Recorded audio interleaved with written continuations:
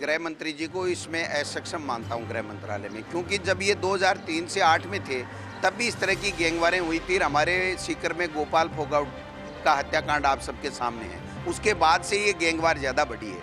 आज भी गृह मंत्री जी की न तो इच्छा शक्ति है, न पुलिस इनकी मानती है, न मुख्यमंत्री जी ने गृह मंत्री जी को कोई अधिकार दे रखे हैं।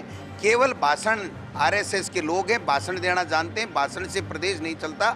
आज हर व्यक्ति इस तरीके से अपने आप को असहाय महसूस कर रहा है, असुरक्षित महसूस कर रहा है। मैं समझता हूं इस प्रदेश की मुखिया को, मुख्यमंत्री जी को आगे आना चाहिए और इस गैंगवार को, चाहे कोई सी भी गैंग हो, उसको समाप्त करना चाहिए और प्रदेश में अमन चैन कायम करना चाहिए। जब सतयुग था उस टाइम में भी होता आया है, तो कलयुग में तो ये होता रहता है, लेकिन बिना हिसाब से इस सरकार के ऊपर ये आरोप लगाते वो गलत है। बाकी सरकार बिल्कुल संवेदनशील है, इस प्रकार के अपराधियों को पकड़ने के लिए पूरा प्रयास कर रही है। गृह मंत्री जी और हमारा पुलिस प्रशासन मुस्तैदी से सारे कामों में लगे हुए हैं और कभी कभार ऐसा होता है कि हम जिस मकसद के लिए पीछा करते हैं उसमें से कभी आ जाते हैं। एक हार्डकोर अपराधी भाग जाए और पुलिस ने 2.5 घंटे तक सर्च अभियान शुरू नहीं किया।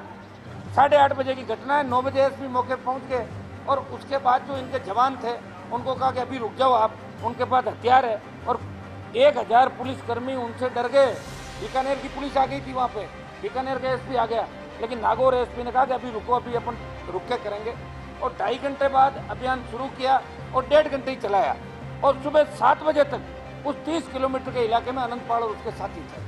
7 बजे तक अगर पुलिस पूरी रात नाकाबंदी कर ग्रामीणों का साथ लेती तो निश्चित रूप से हार्डकोर अपराधी आनंदपाल गिरफ्त में आ जाता, लेकिन आनंदपाल कोई पकड़ना नहीं चाहते। सवाल पुलिस व्यवस्था का है। ज्योति जी, जो इंद्र ओझा साहब ने सवाल किया था, मैं उसी से आना चाहता हूं कि कांग्रेस आरोप तो लगा रही है, लेकिन जैसा कि रछोया साहब ने कहा कि इन हालात का लगातार स्तर गिरता जा रहा है, उसके लिए कहीं ना कहीं कुछ प्रतिशत जिम्मेदार कांग्रेस भी रही होगी। फिर कांग्रेस क्यों आरोप लगा रही है कि पुलिस प्रशासन मिलकर आनंदपाल सिंह को फरार रहने में मदद कर रहा है? देखिए, सत्ताधारी पार्टी कभी भी विपक्ष में बैठे हुए लोगों पर आरोप लगा करके अपनी जिम्मेदारी से नहीं बच सकती। ये सच्चाई है, फैक्ट है। जो आज सत्ता में है, जो जिम्मेदार पदों पर है, उन्हें अपनी जिम्मेदारी स्वीकार करनी पड़ेगी।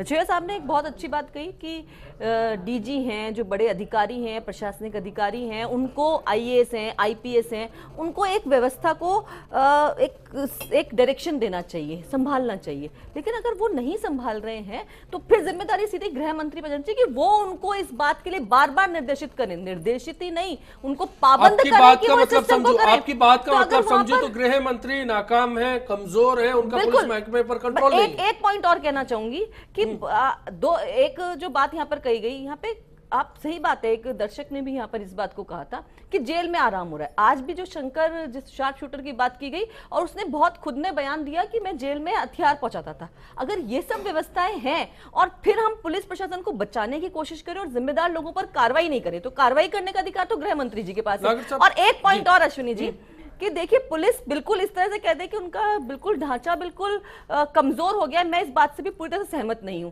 क्योंकि पुलिस जब कोई आम जनता धरना देने के लिए पहुंच जाए, शिक्षक धरना देने के लिए पहुंच जाए, छात्राएं पहुंच जाए, सराफा व्यापारी पहुंच जाए, तब तो तुरंत वहां पर पहुंच करके पूरा जाब्ता वहां पर इकट्ठा कर देंगे, कैसे लाठीचार्ज करना है कर देंगे और उन्हें खदेड़ने की पूरी कोशिश। और अपराधी की बात आ जाए तो साहब, जो व्यवस्था को लेकर सवाल था, उस बीच में सवाल गृह मंत्री की पोजिशनिंग को लेकर है। आपको लगता है कि सच में कंट्रोल नहीं है होम मिनिस्टर का पुलिस महकमे पर?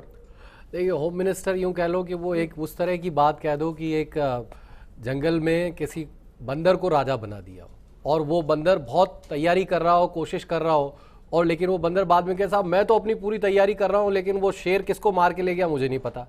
तो वैसे हालात नहीं बनने चाहिए किसी भी सूरत में किसी के प्रति कि आप मेहनत कर रहे हो, आप कहते हो मैं पूरे आदेश दे रहा हूं, निर्देश दे रहा हूं, तो फिर आदेश निर्देश के अंदर आप कार्रवाई करो ना। वो चाहे एसपी हो, उसका आप सस्पेंड करो, उसको दिखाओ, उसको कोई रास्ता कि भैया तुमको मैंने 10 दिन दिए थे, 15 दिन दिए थे, तुम मुझे यहां पर रिपोर्ट लाके रखो, नहीं तो फिर आपको हम बर्खास्त कर रहे हैं। आप ऐसे अगर कोई स्टेप नहीं लोगे तो पुलिस वाले भी क्यों डरेंगे? पुलिस को जो चाहिए कम से कम आनंदपाल के मामले में वो सब मुहैया कराओ, पैसा, व्यवस्थाएं, वो सब जो इंटेलिजेंसी सब वहां लगा दो। क्यों नहीं उस नेटवर्क को खत्म कर सकते? क्यों नहीं उस नेटवर्क को तबाह कर सकते हो?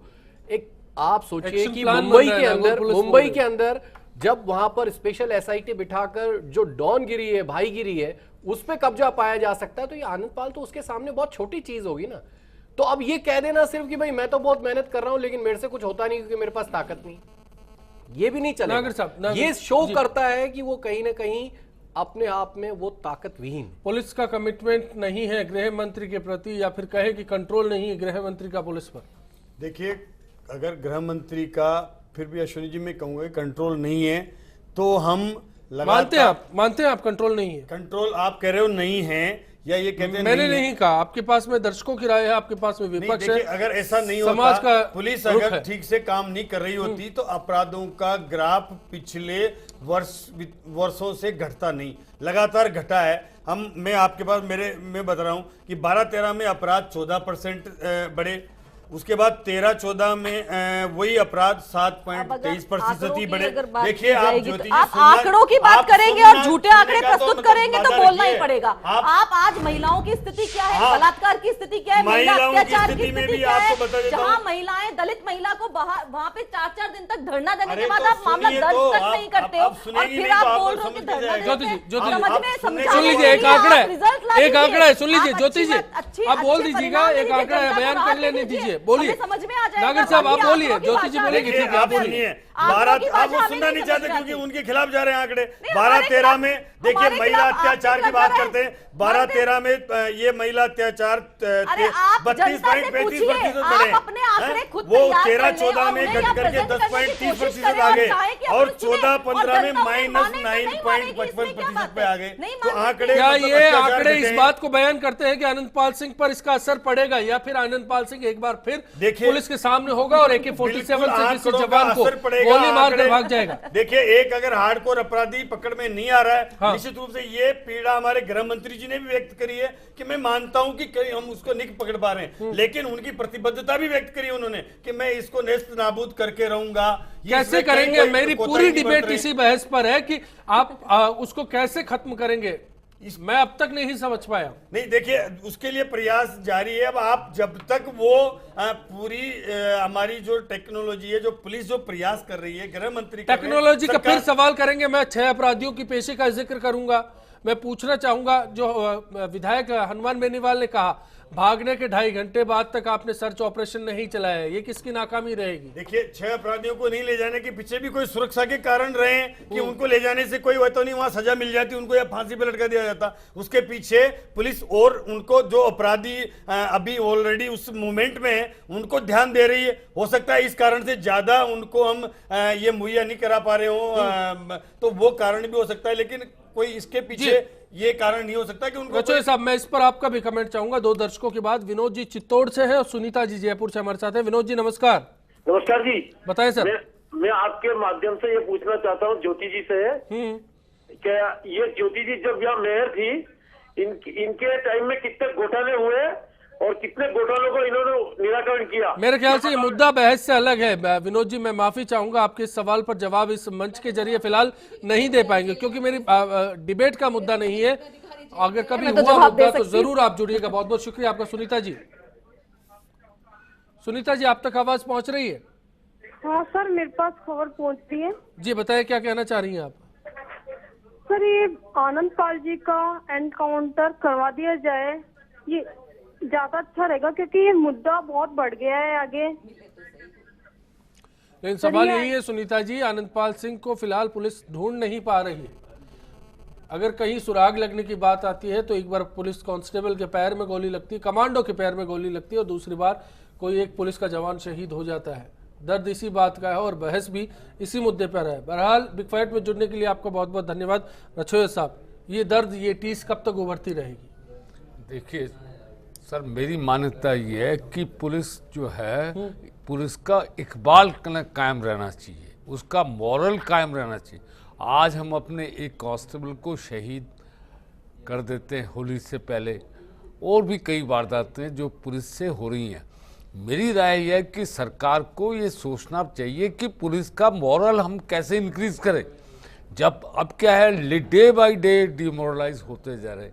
कई कारण हैं, राजनीतिक भी हो सकते हैं, आर्थिक भी रूप से कोई सरकार की तरफ से मदद नहीं हो। पुलिस का मॉरल जब तक नहीं बढ़ाएंगे तब तक आनंदपाल, अभी तो एक आनंदपाल पैदा हुआ है, राजस्थान में फिर हर जिले के अंदर आनंदपाल हो जाएगा, हर गांव के अंदर हो जाएगा। आपको पुलिस का मोरल बढ़ाना पड़ेगा, आपको राजनीति कैसे बढ़ाएंगे, सवाल इसी बात का तो है। और क्या उस पर गृह मंत्री का कोई कंट्रोल रहेगा? देखिए, मोरल बूस्टिंग जो होती है, बेसिकली मोरल बूस्टिंग पुलिस के जो लीडर्स हैं, आईपीएस ऑफिसर हैं, आरपीएस ऑफिसर हैं, जो पुलिस को कमांड करते हैं, वो आगे आए। ये स्टेटमेंट देने से, बयानबाजी देने से पुलिस का मोरल नहीं होता। पुलिस का सिपाही जब देखता है कि उसका अधिकारी आगे आ रहा है, बंदूक लेके जा रहा है, तो वो सिपाही भी उसके लिए काम करता है। अब हो क्या रहा है कि हमारे अधिकारी, चाहे आईएएस हो, होम डिपार्टमेंट में, चाहे आईपीएस हो, चाहे जेल के अंदर हो, सब एसी कमरों के अंदर बैठे हुए, और पब्लिक जो है रोती रहती है, कोई मुकदमे दर्ज कर लो, कोई झूठे सच्चे जो है मुकदमे दर्ज हो रहे हैं। बेसिकली आम जनता में सरकार का इकबाल डे बाय डे गिर रहा है। समझ सकते हैं कि डिबेट को हमने क्यों कहा कि गैंग वर्सेस गवर्नमेंट। छोटा सा ब्रेक, लौट रहे हैं आखिरी दौर में। आपका जवाब क्या कहता है, उस पर भी बात करेंगे। निश्चित तौर पर इसमें पुलिस प्रशासन की पूरी लापरवाही रही है। जिस तरह से राजस्थान के अंदर ये माफिया गैंगस्टर बढ़ रहे हैं और जिस तरह से वो पुलिस की कस्टडी से फरार हुआ है, उससे ये पुलिस की लापरवाही साफ है और पुलिस की मिली भगती भी इसमें कहा जा सकता है। लगता है कि जिस हिसाब से अभी तक उसको नहीं पकड़ पाया या कोई सुराग नहीं मिला है, तो बजाय पुलिस के इसको सीबीआई को ये केस दे देना चाहिए। निश्चित तौर पर ये पुलिस की बड़े बड़े लोग हैं, जो कद्दावर लोग हैं, जिनकी पॉलिटिक्स में और पैसे में बहुत ज़्यादा पकड़ है, उन लोगों की इसके पीछे हाथ है और ये पुलिस की भी मदद लगती है।